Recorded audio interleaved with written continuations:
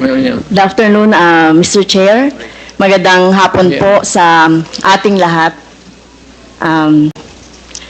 Maraming salamat at dumalo si Mr. Duterte dito sa meeting natin sa Quadcom, no? Ilang beses po natin pinapatawag. So, sabi nyo na eradicate ninyo, Mr. Chair, Mr. Duterte, yung problema sa war on drugs nung panahon ninyo. And then, you cannot eradicate no country in this planet, even the United States. It's more of a problem to them than us. Hindi mo ma-eradicate, ma'am. Hanap buhay yan. Okay, pero sinabi niyo po kanina, Mr. Chair, sinabi niyo po kanina na success. So how do you measure success? Yun po bang ipinasa ninyo sa Supreme Court na more than 20,000 na namatay sa panahon ninyo? Pwede ka bang magbanggit, Mr. Chair, si Mr. Duterte, na drug lord o malalaking smuggler ng droga na napatay or nahuli or napakulong sa panahon mo? Ma'am, magtanong ako. Mr. Chair, ako po yung nagtatanong. Point of order. Teka muna. Pwede po sasagutin na lang ng resource person. Mali yung tanong mo eh. So, Mr. Chair, bakit mali po yung tanong ko? Ang tinatanong ko lang po, may nahuli ba kayo na malaking kriminal, mga drug lords, mga nagmamanufacture ng droga sa panahon niyo po? Kasi ang nakita lang ng tao ay yung mga namatay na mga bata, na mga small time, na mga drug addicts or mga pusher, etc. O meron mang mga LGU na mga mayor, merong iba. Kaya lang, yung pinanggagalingan po ng droga, meron po ba, Mr. Chair? Meron, ma'am. Marami doon nasa dagat, harap ng Davao. Yung iba naman dyan sa Mount Apo. Can you elaborate on that? Anong dagat at anong tapo? Tinapon ko. Sino po yung mga tinapon ninyo na mga drug lord at smuggler at malalaking fish sa droga? Hindi ko na tinanong bakit pa ako magtanong. Basta pag nahuli, drug lord,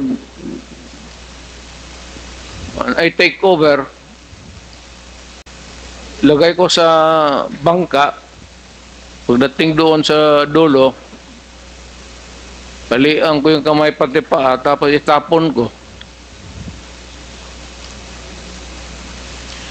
Okay. So, dapat po magbanggit kayo. At alam ko po, Mr. Chair, si Mr. Duterte ay isang lawyer. At alam ninyo yung due process. At alam nyo ba paano pahalagahan ang buhay?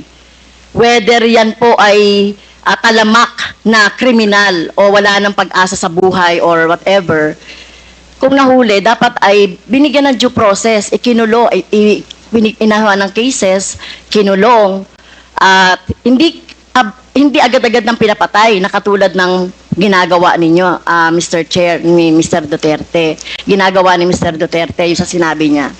Ma'am, ang preso kasi ma'am sa amin is only good for 40, 50. Minsan umaabot na kasi ng 80, 100.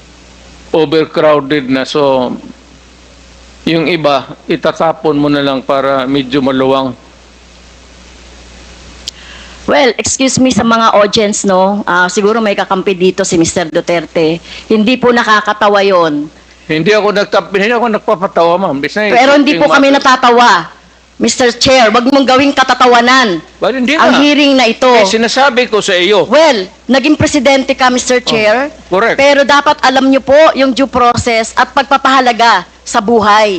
Hindi yung ganyan. Sino bang may kasalanan? Bakit po congested ang ating mga kulungan? 'Di ba?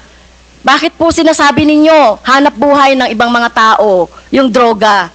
'Di ba dapat obligasyon ng pamahalaan na i-provide ng pagkakataon, oportunidad para sa employment ang mga tao para hindi po na ano sa droga na katulad ng sinasabi ninyo, no, mga dahilan. Pero ito po, no, wag niyo pong gawing katatawanan. Kung totoo po yung sinasabi niyo, name names. Sino po yung tinapon nyo sa lupa, sa dagat? Nakita pa po ba yan ng kamag-anak niya? Ito katulad po ng mga biktima ng ating ng droga, ng biktima ng EJK dito. Wala man, Davao man ako assign, ma'am. Hindi po, Hindi ito man katulad dito? nito, katulad niyan. Sinabi po Mr. Chair ng ating ni Mr. Duterte na pag may nahuli siya na sangkot sa droga o malalaking fish, tinatapon niya. So ganun na po ba ka-cheap? Or wala kayong pagpapahalaga sa buhay ng tao? Kaya sa panahon ninyo ng war on drugs, no wonder 30,000 or less ang namatay sa panahon ninyo. Sa halip na gawin ninyo ay i-rehabilitate, bigyan ng trabaho, pero ang ginawa ninyo sa mga pulis, utusang patayin ang mga biktima ng droga. Tama po ba yun, Mr. Wala Chair? kasi akong trabaho maibigay sa kanila, ma'am, hanggang ngayon. It remains to be a problem. What you're mounting is still the same problem that we have had for all these years. Hanggang ngayon, nandiyan pa rin yung droga. Hindi yun matatapos. Hanap buhay nga. Pero hindi po siguro katulad nyo, no? At ito ay magsisilbing lesson, Mr. Chair, kay Mr. Duterte, no? At sa mga susunod na mga mamumuno sa ating bayan. Hindi po solusyon ang pagpatay, no? Kung walang mga hanap buhay, bigyan ng hanap buhay.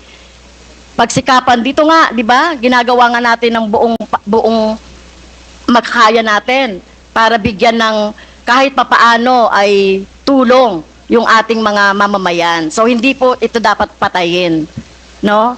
So mukhang mali po yung line of thinking Hindi ni dapat, ma'am. Pero kung talagang, Mr. Duterte. if the situation calls for it, I will not hesitate. And the police should not hesitate. Especially facing a criminal who is also going to kill you pag hinuli mo, dapat patayin mo talaga. At ayaw kong makita na buhayan kasi gamutin mo pa sa ospital, magastos pa ang gobyerno, tapos tapon mo doon sa prisuhan, pakakainin mo pa. Tapusin mo na. That is my philosophy. And I don't believe in you, If Mr. you do Mr. not Chair. like if you do not like my ideology, fine. That's mine. Bahala ka na sa buhay mo kung ano yun. Opo. At bahala na rin po yung yung hustisya, no, yung batas sa inyo po, whether dito sa bansa or sa ibang bansa po. Naging presidente Pero kung ako. ganyan po yung, Mr. Chair, kung ganyan ang line of thinking ni Mr. Duterte, na walang ganyan niya ituring ang mga mamamayan, na kapag hindi niya mabigyan ng hanap buhay, nagdroga yan, patayin na lang. So what kind of thinking of that, Mr. Chair? Right thinking. That's yours. What can else can you think of? It's the right thinking. I don't believe in you. Okay, next, Mr. I'm not Chair. asking you to believe in me. Okay, fine. Far from it. Fine, Mr. Chair. Mr. Chair, tanungin ko si Mr. Duterte, ano po ba yung elements of self-defense? When your life is placed in danger, whether as a civilian or a police, you have the right to defend. And if your life is in danger, kill the idiot in front of you, or you will die as an idiot. At yung criminal, malayang but have the satisfaction of doing his thing. Okay, ayun po ba, as a lawyer, yun po yung inyong alam tungkol doon sa elements ng self-defense? That ibang ano ma'am, performance of duty, yung self-defense, elements of self-defense, kasali yan doon sa, it also at favors the policeman or soldier. Isa lang ang standard niyan, ma'am. Are you in danger of losing your life in front of a person, whether really criminal or your enemy? Galit mo. And there's a confrontation, a violent activity ensues.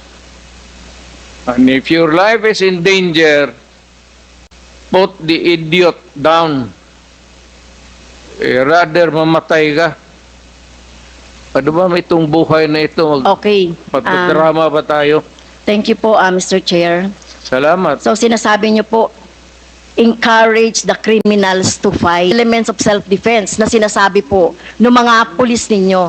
Pero kayo po, kapag kapag yung time na nandiyan na yung biktima o nandiyan na yung suspect, kayo po talaga, gusto niyo patay talaga agad. I mean, I do not mean to be discourteous, Mr. Chair. I'd like to advise the lady to, pag siyang pumasok dyan sa aggression, you'd never understand that. Wag na lang. Your hypothetical,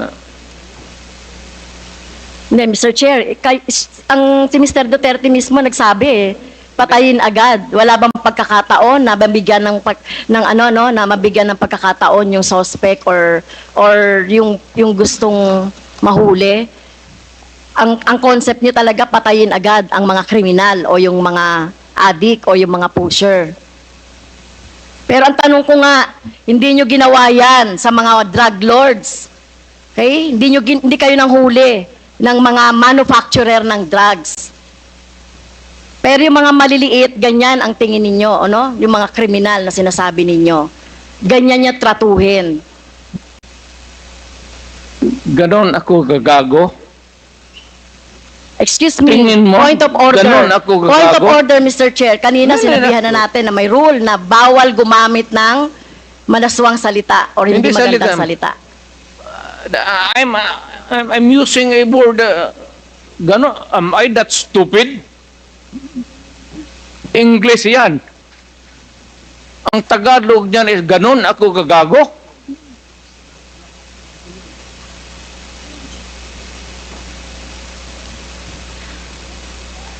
Abogado ako, fiscal ako, ganon ako gagago. Tama kayo, Mr. Chair, tama po si Mr. Duterte, abogado kayo. Pero alam ko, pag abogado, dapat alam niyo po yung due process of law. Alam niyo pong igalang ang karapatan at buhay ng tao, Mr. Chair. Huwag ka magbarurong, ma'am. You do not know me from Adam. Basta lang na anong narinig ninyo yung that's is Okay. You have 3 minutes Okay. left, Congresswoman Castro. Yeah, last time na po ba, Mr. Chair? You have 3 minutes left. 3 minutes na lang. Okay, thank you, Mr. Chair. alam mo, do not confuse your just because they are Chinese and they suspect you. Michael Yang is out there. He has not been arrested. Wala namang dossier na pinapakita sa akin.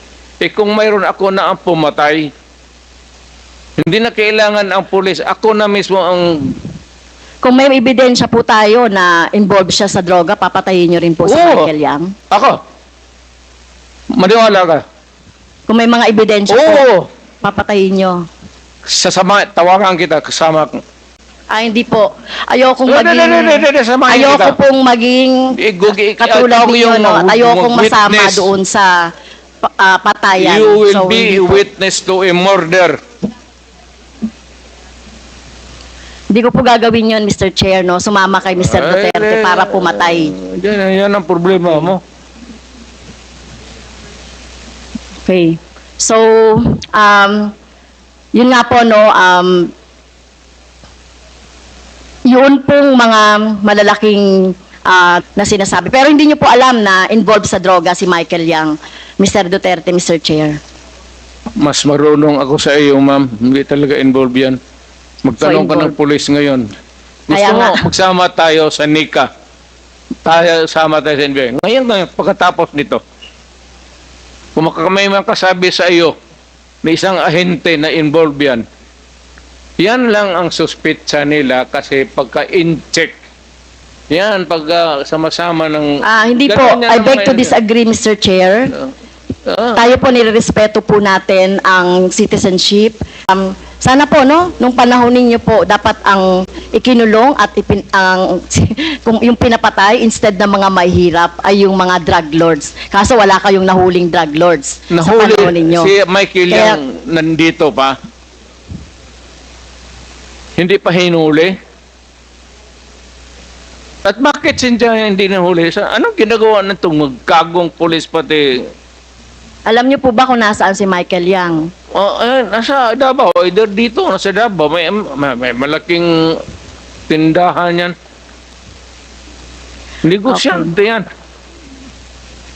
Lahat Okay. ng negosyante na Chinese, natural born dito sa Pilipinas o from China, pagka dumikit sa akin yan, politiko ako, ma'am. Para sa akin, boto. At contribution sa eleksyon. Pera. Kailangan mo sa eleksyon, pera. Prangkahan tayo. Boto pati pera.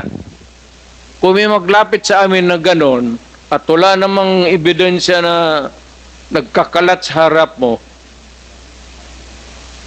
pero ako, pagka sigurado ako na ganon kayang sinasabi mo ngayon, ako mismo ang gogorgor sa tao na yan. Okay. Wala akong pasensya dyan sa mga ganon. So, Okay. do not worry. Last question. Last I question. love my Last question country na po, more Mr. than Chair. anybody else in this room. Dahil hindi po ako nasatisfy doon sa sagot ni Mr. Duterte, kaugnay doon sa, kasi gusto nating maturuan yung ating taong bayan, ano, about doon sa, laging inaargumento na lang, self-defense, or whatever, no, o yung pag-encourage ng mga criminals to fight. So, pwede bang matanong si Ma'am, Attorney I am Neri? not here to satisfy you. Attorney Neri, Mr. Chair, to explain the elements of self-defense at bakit hindi pasok dito yung mga arguments ni Mr. Duterte. Thank you. Yung- Thank you, Mr. Chair. Hindi pasok po yung element. Ang elements kasi ng self-defense is una muna unlawful provocation on the part ng biktima. So kung inudyukan mo yon, ibig sabihin hindi siya nagpo-provoke. So tapos agad yung self-defense yun. Yung nabanggit ni Presidente kanina na official duty, sa totoo lang, ang self-defense, whether official ka ng gobyerno o individual kang pribado, hindi yan requirement, hindi siya element. Kasi kahit wala kang official duty, pag ikaw may unlawful aggression ng isang tao, may karapatan ka mag-self-defense. Ang pangalawa, lack of sufficient provocation on the part of the police. Admission mismo ng Presidente na pinrovoke. So hindi talaga papasok sa elements ng self-defense yung ginawa ng police. Ngayon, klaro ba sa mga statements ng dating presidente, yung kill, ina-admit niya naman yon. Yung pag-claim ng self-defense, afterthought na yon, tingin ko, Mr. Chair, kasi hindi naman yan binabanggit dati. Pangalawa, alam ng police yung self-defense. Parang may kausap kang command conference tapos, oy, pag nanlaban, pirahin nyo ha. No, all the policemen knew about that. That's not the issue. Ang context ng issue, Mr. Chair, sa Quadcom hearing, and in fact sa Senate, yung issue talagang right in the minds of everybody is hindi nanlaban. wala namang nagdedebate dito na pag ang police ba ititreten, may karapatan ba siyang manlaban? Walang ganong debate dito. Wala sa discourse yan sa buong bansa. Nobody is saying na nanlaban na, may karapatan ka ba na birahin o hindi. Everybody knows that. Pero ang issue dito na ina-avoid ng kapulisan for a long time at ng administrasyon ni President Duterte, yung issue ng hindi talaga nanlaban. And in fact, we have some photos, if the COMSEC can show it, to prove that point, Mr. Chair, na hindi nanlaban. So nagtaka ako sa mga ilang general nung unang panahon na palagi lang sinasabi, kung tinitreten ka, that was not the issue. I'd like to clarify it once for all. All these families, the victims, yung mga nanay na namatayan ng anak, namatayan ng asawa, namatayan ng tatay, ang sinasabi nila lumuluhod na po. Nagmamakaawa na. So the issue na threat, hindi. Pero very frank naman ang dating presidente kanina, ina-admit niya naman na hindi naman ng laban, di ba? So may na-admit siya, tinatapon na lang sa dagat. So all these things naman shows na the issue of self-defense is not really an issue here. So the answer of the president as to the elements of the crime of self-defense is not on point, to say the least. And in fact, parang magkakaproblema ngayon ang mga pulis sa RTC kung saan sila kinakasuhan because the element of self-defense was already taken away. Okay. Thank you, Mr. Chair. The issue was Thank you, not Mr. raised Chair. by me. Sumasa I was just responding. Hindi ako mag-issue ng self-defense dyan kung bakit ako mag-yak-yak ng self-defense kung hindi yan binote out dito sa forum na ito. Sige po. Actually, ganito yan. May I be allowed to?